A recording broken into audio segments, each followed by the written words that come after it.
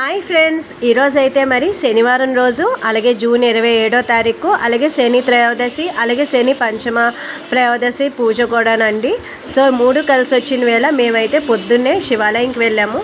అక్కడ శనీశ్వర్కి తైలాభిషేకం చేసాము, అలాగే నువ్వుల అభిషేకం చేసాము, అలాగే బెల్లము, అరటిపళ్ళు, కొబ్బరికాయ నైవేద్యంగా పెట్టాము. పసుపు కుంకుమతో శనీశ్వరునికి పూజ చేసాము.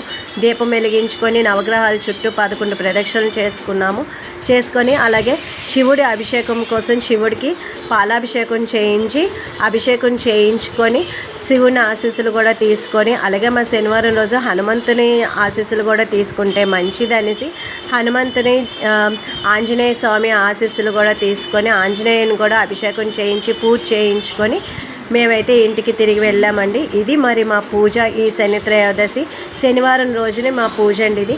మరి ఫ్రెండ్స్, మీరు గుడికి వెళ్ళారా? మరి మీరు శనివారం పూజ చేసుకున్నారా? కామెంట్ చేయండి.